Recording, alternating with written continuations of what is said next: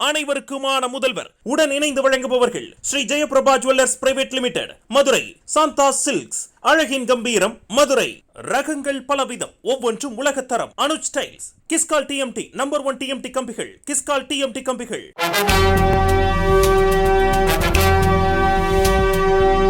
அரசியல் களத்தில் அறிமுகமாகி சமூக நீதி கருத்துக்களை தமிழ்நாட்டு இளைஞர்களிடம் ஆழமாக விதைத்திடும் 1000 விளக்கு சட்டமன்ற உறுப்பினர், கழக மருத்துவரணி செயலாளர் மருத்துவர் திரு எழிலன் நாகநாதன் அவர்களை வாழ்த்துரை வழங்க வருமாறு கேட்டுக்கொள்கிறேன்.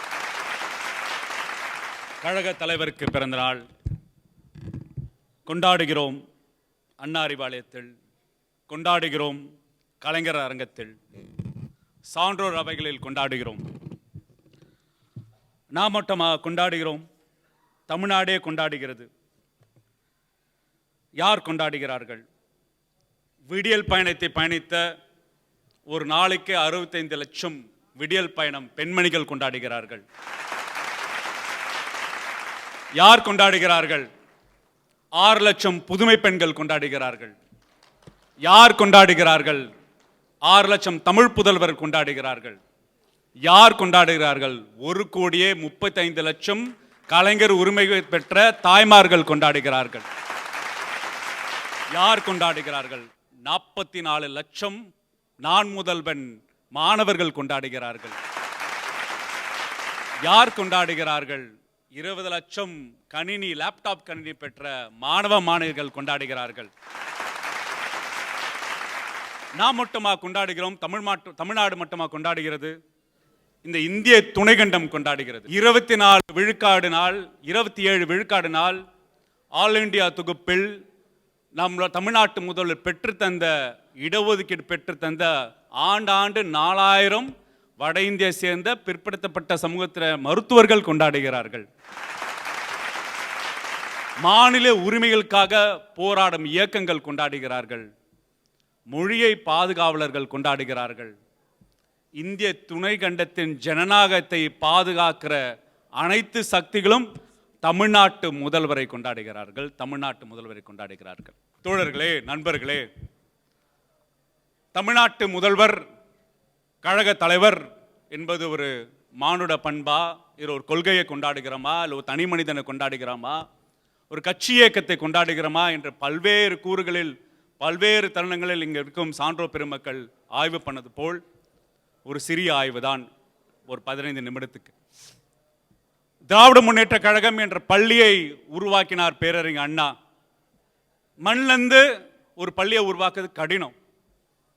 அந்த பள்ளியில் மாணவர்களுக்கு பயிற்சி நடத்தினார். என்ன பயிற்சி நடத்தினார்னா, சமூக நீதி என்ற பயிற்சி நடத்தினார், மொழி பாதுகாப்பு என்ற பயிற்சி நடத்தினார், மத சார்பின்மை என்ற பயிற்சி நடத்தினார், மாநில சுயாட்சி என்ற பயிற்சி நடத்தினார் அந்த வகுப்பறைகளில். இன்னைக்கு அறிஞர் அண்ணா பேசிய அரசியல் தான் தமிழ்நாட்டு பேசும் அரசியல். அந்த வகுப்பறையில் சிறிய மாணவனாக வலம் வந்தவர் நம் தமிழ்நாட்டு முதல்வர். அது கோபாலபுரம் திராவிட முன்னேற்ற இளைஞர் மன்றமாக இருக்கலாம். பிறகு தலைவர் வந்தார், முத்தமிழரின் கலைஞர் வந்தார். அந்த பள்ளியை, திராவிட முன்னேற்ற கழகம் பள்ளியை கல்லூரியாக மாற்றினார். அந்த கல்லூரிக்கு முதல்வராக செயல்பட்டார் முத்தமிழறிஞர் கலைஞர். அண்ணாவின் கொள்கையை, பெரியார்கள் கொள்கையை அரசாணைகளை மாற்றி தமிழ்நாட்டின் நவீன சிற்பியாக உருவெடுத்தார். அந்த முதல்வரின் கல்லூரியில் நம் தமிழ்நாட்டு முதல்வர் ஒரு துறையின் தலைவர், ஒரு சட்டமன்ற உறுப்பினராக, சென்னை மேயராக, உள்ளாட்சித்துறை அமைச்சராக வலம் வந்து துணை முதல்வராக பரிணாமமாய் இன்னைக்கு தமிழ்நாட்டு மக்களுக்கான ஆட்சி அதிகாரம், ஆட்சி நிர்வாகத்தை தேர்ந்தெடுத்த சிறந்த அந்தந்த துறை வித்தகராக திகழ்ந்தார் நம் தமிழ்நாட்டு முதல்வர். பிறகு முதல்வராக நம் தமிழ்நாட்டு முதல்வர் பொறுப்பேற்ற பின் திராவிட முன்னேற்ற கழகம் என்ற பல்கலைக்கழகமாக விரிவடை செய்தார்.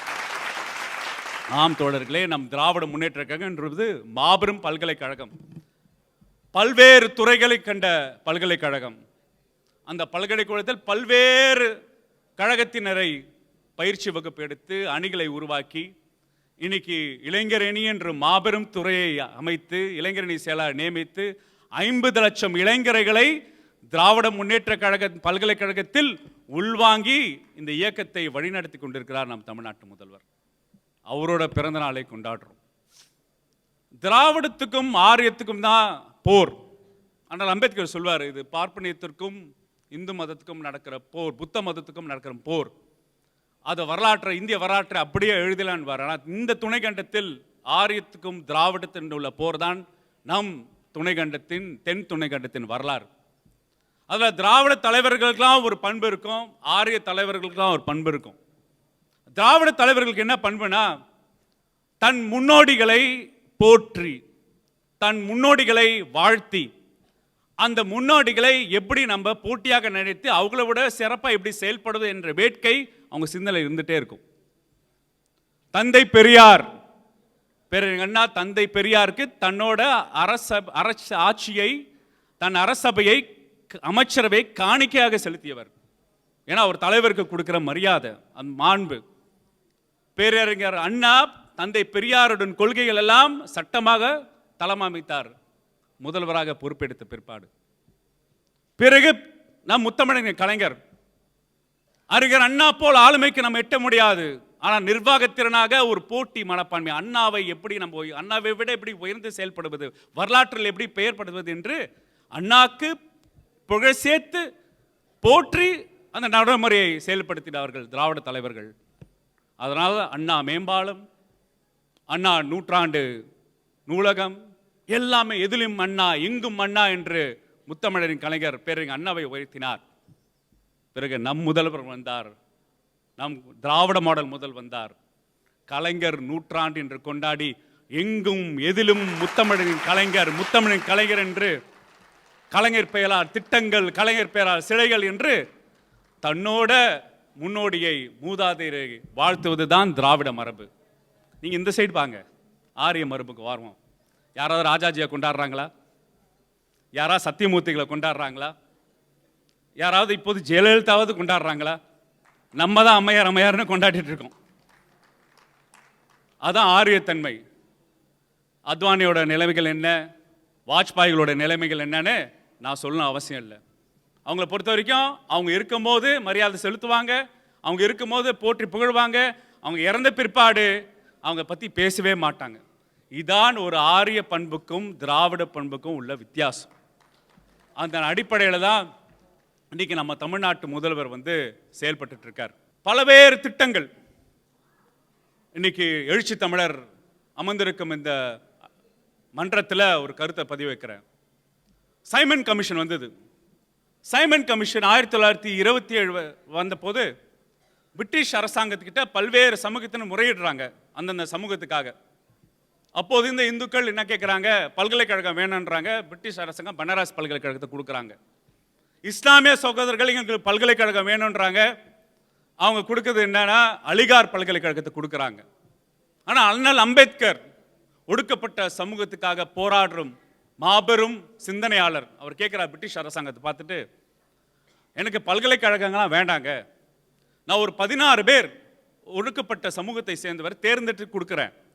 பிரிட்டிஷ் அரசாங்கம் அவங்களுக்கு உதவித்தொகை அளித்து அவர்களை மேலை நாட்டில் படிக்க வைக்கிறதுக்கான உதவித்தொகை கொடுங்க என்று 16 பேரை அவர் குறிப்பெடுத்து கொடுத்தார்.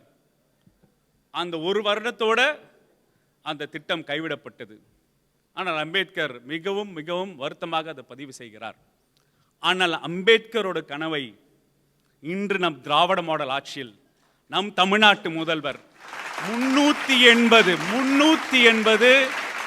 பட்டியலின இனத்தை சேர்ந்த மாணவர்களை ஒருவருக்கும் 27-35 லட்சம் ரூபாய் கொடுத்து சர்வதேச தளத்தில் 10 QS பல்கலைக்கழகத்தில் இன்னைக்கு அனை மாணவர்களும் சர்வதேச அளவில் படித்துக் கொண்டிருக்கிறார் என்றால் இன்னைக்கு ஆனால் அம்பேத்கரை கனவை நிறைவேற்றியவர் நம்ம தமிழ்நாட்டு முதல்வர். சில முக்கியமான சம்பவங்கள் நான் கோடிட்டு காட்ட விருப்பப்படுறேன். முன்னெல்லாம் நீங்கள் கருப்பு சட்டை போட்டுக்கிட்டா அரசாங்க அலுவலகத்தில் போக முடியாது. ஏன்னா ஒரு கலகற்காலரோட நிறம் அது, பெரியாரின் சட்டை அது. அப்போ செக்ரட்டரியேட்டுக்கெலாம் நீங்கள் கருப்பு சட்டை போனால் போலீஸ் நிறுத்திடுவான். 10 வருஷம் முன்னாடி உள்ள நிலைமை, 5 வருஷத்துக்கு முன்னாடி உள்ள நிலைமை இந்த நிலை தான். அரசாங்கத்தில் ஊழியர்கள்லாம் பெரியார் பற்றி பேசினாலே ஒரு மாதிரி மேலே பார்ப்பாங்க, கீழே பார்ப்பாங்க. ஏன்னா போராட்டின் குரல் அது, அதோட வெளிப்பாடு. அப்படிப்பட்ட இடத்தில் அரசாங்க அலுவலர்களை வைத்துக்கொண்டு பெரியார் பிறந்த நாளுக்கு சமூக நீதி நாள் உறுதிமொழி எடுக்க வைத்தவர் நம்ம திராவிட மாடல் முதல்வர். சட்டமன்றத்தில் சுவாரஸ்யமான நிகழ்வு. சட்டமன்றத்திலலாம் பேசிட்டு இருக்கும்போது திடீர்னு கொறடா அவர்கள் எல்லாரும் வந்து சட்டமன்றம் தெரியும் உங்களுக்கு, இந்தியா பாதுகாப்பு நிலம் டிஃபென்ஸ் செக்டர் குவார்ட்டர்ஸ் எல்லாம் நம்ம சட்டமன்றம் இருக்குது, அங்கே மிலிட்ரி பரேடு இருக்கிற இடத்துக்கு வந்து எல்லாரும் கூடணும்னு அப்படி சொல்கிறாங்க. திடீர்னு தமிழ்நாட்டு முதல்வர் முதல் போகிறாரு. பிறகு சட்டமன்ற கொறடா எல்லாரையும் அழைக்கிறாரு. நாங்கள் எல்லாரும் சட்டமன்றத்தை விட்டு வெளியே போகிறோம். பாலாஜி எனக்கு தெரியும். மிலிட்ரி பரேடில் போய் நிற்கிறோம். அப்போ அந்த அரசாங்க அதிகாரத்தின் உச்சம் நம்மளோட செயலகம், செக்ரட்டரேட், தலைமைச் செயலகம், அங்கே இருக்கிற எல்லாரும் நிற்க வச்சு தமிழ்நாட்டு முதல்வர் அண்ணல் அம்பேத்கர் பிறந்த நாளை சமத்துவ நாள் உறுதிமொழி எடுக்க வைத்தார் இந்தியன் மிலிட்டரி கிரவுண்டில். ஒவ்வொரு நிகழ்விலும் ஒரு அரசியல் இருக்கும், நுணுக்கமான அரசியல் இருக்கும் அவரோட நடையில். காலையில் ஆய்வுக்கு போகிறாரு, பள்ளிக்கூட ஆய்வுக்கு தான் போகிறாரு. குட்டி குழந்தை வந்து சோர்வாக இருக்குது. அந்த குழந்தைய பார்த்து கேட்குறாரு, ஏமா சோர்வாக இருக்க அப்படின்னு கேட்குறாரு. அந்த குழந்தைய பார்த்துட்டு காலைல சாப்பிட்லங்கன்னு உள்வாங்கிறாரு. ஆஃபீஸ்க்கு போகிறாரு, கையெழுத்து போடுறாரு. 20 லட்சம் குழந்தைகளுக்கு காலை உணவு திட்டம். Element simple.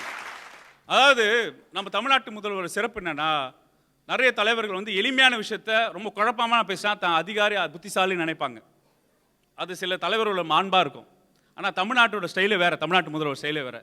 காம்ப்ளெக்ஸான விஷயத்தை எளிமைப்படுத்துவார். 2 வரி 3 வரின்னு எளிமைப்படுத்துவார். அழகான ஒரு குழந்தையோட பசியின் குரலை வச்சு ஒரு அருமையான காலை உணவு திட்டத்தை 20 லட்சம் குழந்தைகளுக்கு பெண்கள் சுய குழுக்கள் வழியாக சூடான காலை உணவு திட்டம் கொடுத்து ஊட்டச்சத்து குறைபாடை நிவர்த்தி பண்ணிட்டார். கணக்கு போடும் எண்ணிக்கை அதிகமாகிடுச்சு, மொழி பாடங்களை அதிகமாக பண்ணுறாங்க. இன்னைக்கு இந்த திட்டத்தை வந்து பல மாநிலங்கள் நடைமுறைப்படுத்தலாம்னு ஆய்வு பண்ணிட்டு போகிறாங்க. சர்வதேச நாடுகள் ஆய்வு பண்ண போகிறாங்க. ஏன் லேபர் பார்ட்டி நிற்கும் போது அவங்களோட தேர்தல் அறிக்கையில் காலை உணவு திட்டம் வருது. கனடா நாட்டில் பெருமையாக பேசுகிறாங்க. எங்கேருந்து வந்த குரல்? ஒரு சிறிய குழந்தை சொல்லிச்சு, நான் காலையில் சாப்பிட்டு வரலன்னு ஒரு திட்டம் இன்னைக்கு உலகம் பறைசாற்றும் திட்டமாக மாற்றியவர் தமிழ்நாட்டில். நம்ம வந்து ஒரு ஆய்வு செய்யும் போது உளவியல் ரீதியாக ஒரு முதல்வரை ஆய்வு செய்வது என்பது ஒரு நிலை.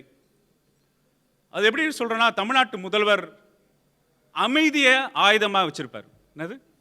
அவரோட அமைதியை ஆயுதமாக வச்சிருப்பார். நிறைய விஷயங்கள் வந்து கவனிப்பார். Silent observer.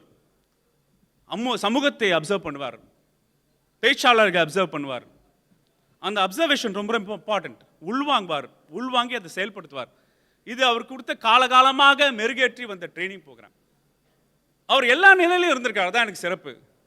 கழகத்தில் பார்த்தீங்கன்னா வட்ட நிலையில் இருக்க, பகுதி நிலை, மாவட்ட நிலை, பிறகு தலைமை பொறுப்புகள் வந்து எல்லா நிலையிலும் வந்திருப்பார். அதே மாதிரி அரசாங்க இயந்திரத்திலையும் எல்லா நிலையிலும் மேலே வந்திருப்பார். நீங்கள் அரசாங்க இயந்திரம் நினைக்கும் போது நான் ஒரு குறிப்பிட்ட செய்தி சொல்லணும். அரசாங்க இயந்திரம் என்ன? நம்ம ஊரில் அரசாங்க இயந்திரம்னா பிரிட்டிஷ் ஆட்சி காலத்தோட அரசாங்க இயந்திரம்.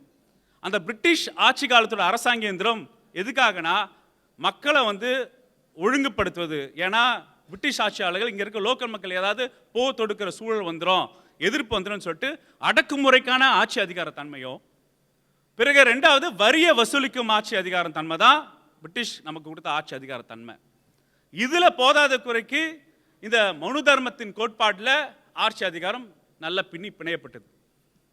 இந்த ஆட்சி அதிகாரத்தை மக்கள் சேவனகாக, மக்கள் சேவை செய்யும் ஆட்சி அதிகாரமாக மாற்றி அமைத்த தன்மை தான் இன்னைக்கு ஜேம்ஸ் வசந்த் அவர்கள் இன்னைக்கு 2021 2020 வரைக்கும் நம்மளோட திராவிட மாடல் ஆட்சி தன்மையை பேசுறார். ஏன்னா ஒரு அரசாங்க இயந்திரத்தை வந்து சேவை செய்யும் அரசாங்கம் இயந்திரமாக மாற்றி அமைத்து இந்த உலகத்துக்கு வழிகாட்டியவர் நம்ம தமிழ்நாட்டு முதல்வர். அதனால்தான் பல்வேறு திட்டங்கள், எந்தெந்த திட்டங்கள் சிந்தனையில் வருதோ, எந்தெந்த திட்டங்கள் மக்கள் சொல்கிறார்களோ, எந்த திட்டங்கள் வல்லுநர் சொல்கிறார்களோ அந்த திட்டத்தை அடிக்கடி சொல்லுவார். எந்த திட்டம் செயல்படும் போது 2 விஷயம் தான் பார்க்குறாரு. என்ன 2 விஷயம் பார்க்குறாருன்னா, ஒன்று அந்த திட்டம் கடைக்கோடி உள்ள மக்களுக்கு கொண்டு போய் சேருதா, அது ஒன்று. அந்த திட்டத்தை தீட்டும் போது ஏதாவது இடையூறுகள் வருதான்னு பார்ப்பார். அந்த இடையூறுகளை களைவது ஆன வரலாறு உங்களுக்கு தெரியாது. அதை கடைநிலை கொண்டு போய் சேர்க்கிற அந்த முனைப்போட உழைப்பு அது உங்களுக்கு தெரியாது. திட்டத்தோட வெளிப்பாடு தெரியும். ஆனா ஒரு ஒரு திட்டத்துக்கு முன் நம்ம வருஷப்படுத்தி பேசணுமே, பல்லாயிரக்கான திட்டங்கள் பத்தி பேசணுமே, தாயுமானவர் திட்டத்திலிருந்து பேசுறோமே, அன்புக்கரங்கள் திட்டத்திலிருந்து பேசுறோமே, கொரோனா காலத்தில் வந்து கோவிட் தடுப்பூசி போடுற தன்மையை வந்து ஒரு இயல்பாக மாத்திர திட்டமாக பேசுறோமே, அந்த திட்டங்கள் வகுக்கிறதுல கூட ஒரு மாபெரும் சிந்தனையும் மாபெரும் உழைப்பும் இருக்கிற தன்மை நம்ம தமிழ்நாட்டுக்கு மக்களுக்கு தெரியாது. அப்போ ஒரு தலைவரை உணர வைக்கிறது. இப்போ எப்படி இங்க இருக்க தோழர்கள் 2 எம்ஜிஆர் ரசிகர்கள் தீவிர திராவிட முன்னேற்ற கழக மேடையில் உரைக்கிறாங்கன்னா அவங்க உணர்கிறாங்க. அந்த உணர தன்மை இருக்கு பார்த்தீங்களா, அந்த உணர தன்மையை விளக்கும் தருவாயில் நம்ம இருக்கிறோம், உணர்த்தும் தருவாயில் நம்ம இருக்கிறோம். ஏன்னா இப்போ இருக்கிற சூழல் இளைஞர்களுக்கு எளிதாக இளைஞர்களுக்கு யார் உண்மையாக தமிழ்நாட்டுக்காக உழைக்கிறா, யார் திட்டங்களை செயல்படுத்துறா, அவங்களோட கேப்பபிலிட்டிஸ் என்னன்னு என்று ஒரு என்ன சொல்றது அவங்களுக்கு புரிதல் கம்மியா இருக்கு. அந்த புரிதலுக்காக நான் சொல்றேன். நான் ஒரு தமிழ்நாட்டு முதல்வர் கொள்கை கொண்ட அரசியலை நடைமுறைப்படுத்தி அரசியல் திட்டங்களாக மக்களுக்கு வகுத்து கொடுத்துட்டே இருக்கார். அது மாதிரி ஒரு மாபெரும் தலைவர் நம் வாழ்நாளில் வாழ்ந்து கொண்டிருக்கிறோம் என்ற ஒரு தனி சிறப்பு. அவர் ஒரு கலவை என்பான். எப்படிப்பட்ட கலவைனா, திருப்பரங்குன்றத்தை அவர் கையாண்ட விதத்தில் அவர் தந்தை பெரியாராக திகழ்ந்தார். மத்திய மாநில உறவுகளுக்காக, மாநில சுயாட்சி கோட்பாடுக்காக ஒரு ஆய்வறிக்கை கொடுக்கும் போது அவர் அறிஞர் அண்ணாவாக திகழ்ந்தார். பல்வேறு சதிவேலை நடக்கும் என்று தெரிந்து மகளிர் உரிமை தொகைக்கு தடை போட்டு அறிந்து ஒரு நாள் காலையில் 1,50,00,000 பேர் உள்ள வங்கி கணக்கில் 6,500 கோடி ரூபாயை பட்டன் மூலம் தட்டும் போது கலைஞர் இங்க இருக்கிறார். கலைஞர் இங்க இருக்கிறார். அப்ப எங்க நம்ம தமிழ்நாட்டு முதல்வர் இருக்கிறார். 2019 இருந்து 2026 வரை வரைக்கும் தொடர்ந்து திராவிட முன்னேற்ற கழகத்தையும் தமிழ்நாட்டு மக்களையும் உளவியல் ரீதியாக உள்வாங்கி நிதான போக்கில் கடைபிடித்து அரசியல் சாதுரம் படித்து கூட்டணி கட்சிகளை அரவணைத்து வெற்றி வாகை சூடும் ஸ்டைல் தான் நம்ம தமிழ்நாட்டு முதல்வரோட ஸ்டைல். இறுதியாக ஒரு கருத்தை பதிவு செய்கிறேன் தோழர்களே. உங்களுக்கு தெரியும், கியூபா புரட்சி, ஃபிடல் காஸ்ட்ரோ சேகுவரா வந்து அமெரிக்க ஏகாதிபத்தியத்துக்கு அடிமையான ஒரு ஆட்சியை அகற்றிட்டு ஆட்சி அரணுக்கு வந்துடுறாங்க. போர் மூலம் புரட்சி. அவங்களோட அடிமை அரசாங்கத்தை அகற்றி விட்டாங்கன்னு அமெரிக்க ஏகாதிபத்தியம் என்ன பண்ணுதுன்னா பல்வேறு தடைகளை கியூபா அரசுக்கு கொடுக்குறாங்க. பொருளாதார தடை, வர்த்தக தடை. ஒரு சின்ன நாடு அமெரிக்க ஏகாதிபத்தியம் எல்லா விதத்திலும் கியூபா வந்து முடக்குது. அவங்க ஆட்சி செய்யாம நாங்களே விட்டு போனோம் என்று சொல்லுது. விவசாய நிலத்தில் விஷ மருந்துகளை போடுற அளவுக்கு மோசமா இருக்காங்க. அப்போ ஃபிடல் காஸ்ட்ரோ என்ன பண்றாருன்னா கியூபா முழுக்க பயணம் செய்யறார். அப்போ கியூபா முழுக்க பயணம் செய்யும் போது அங்க இருக்கிற மாணவர்கள், தாய்மார்கள், விவசாயிகள் அனைவருக்கிட்டையும் பேசிட்டு வரார். பேசி அமெரிக்க ஏகாதிபத்திய தடைக்கிறதுக்கு நான் வந்து வெளிநாட்டில் இருக்கிற கம்யூனிஸ்ட் கொள்கை மட்டும் எனக்கு தேவையில்லை, என் நாட்டு மக்கள் கிட்டேருந்து ஒரு தனித்துவமான சோசியலிஸ்ட் கொள்கையை வந்து உள்வாங்கி நடைமுறைப்படுத்தி கியூபாவை ஒரு வெற்றி மாநிலமாக மாற்றி அமைத்து இன்னைக்கு அமெரிக்காக்காரங்க பிளாஸ்டிக் சர்ஜரி பண்ணுன்னா கியூபாக்கு போயிட்டு இருக்காங்க. இதுதான் ஃபிடல் காஸ்ட்ரோட வெற்றி.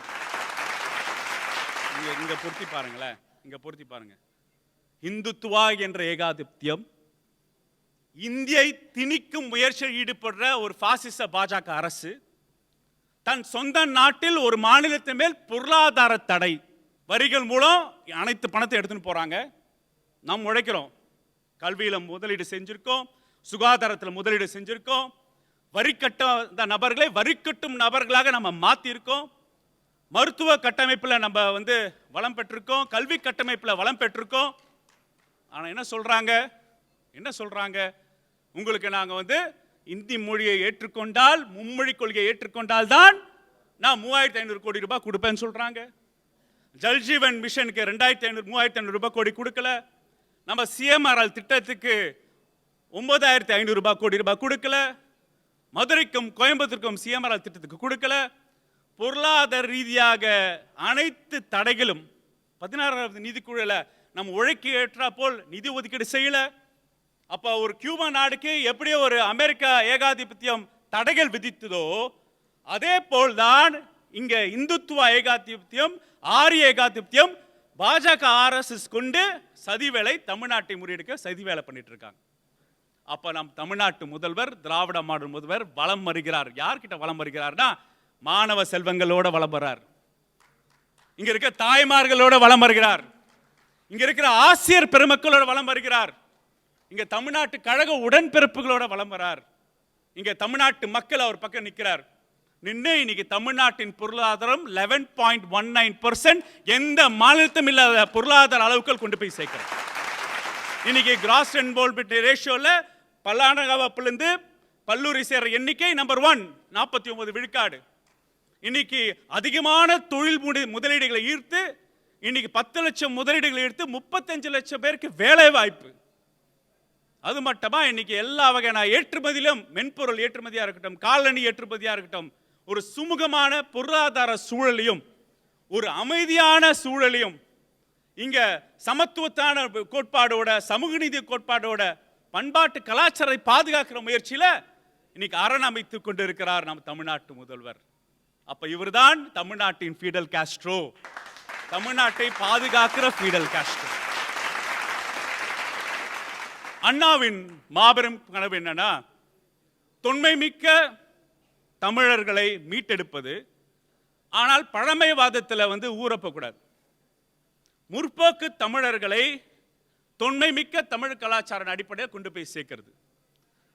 வேத நாகரிகம் என்னாங்க, சரஸ்வதி நாகரிகம் என்னாங்க, அதெல்லாம் பொய் என்று அமைதியாக கீழடி ஆய்வுகளை அமெரிக்காவுக்கும் யூகேக்கும் கார்பன் டேட்டிங் பண்ணி சட்டமன்றத்தில் அறிவித்து இன்னைக்கு கீழடிக்கு ஒரு பெருங்காட்சியம் அமைத்து, பொருணைக்கு பெருங்காட்சியம் அமைத்து, கிட்டத்தட்ட நம் தமிழர்கள் 3500 வருடத்துக்கு முன் 1500 டிகிரி செல்சியஸ்ல இரும்பை உருக்கிற அறிவியலை வைத்திருந்த அறிவியல் தமிழர்கள் நாங்கள் என்று உலகத்துக்கு பறைசாற்றி, ஜான் மார்ஷலுக்கு சிலை அமைத்து, கார்ல் மார்க்ஸ்க்கு சிலை அமைத்து, பிறகு 20 லட்சம் வருங்கால இளைஞர்களுக்கு பெர்ப்ளெக்சிட்டி ஏஐயோட லேப்டாப் கொடுக்கிறாரே, அங்கதான் நம் தமிழ்நாட்டு முதல்வர் உயர்ந்து நிற்கிறார், தலை சிறந்து நிற்கிறார். அவர் பிறந்த நாளுக்கு தமிழ்நாடு தலைகுனியாது. அவர் பிறந்த நாளுக்கு தமிழ்நாடு வெல்லும், என்றும் வெல்லும். தோழர்களே, தமிழ்நாட்டு மக்கள் தமிழ்நாட்டு முதல்வருக்கு பரிசு கொடுக்க காத்துக் கொண்டிருக்கிறார்கள். அது 2026 தேர்தல் வெற்றி என்று சொல்லி விடைபெறுகிறேன். நன்றி, வணக்கம்.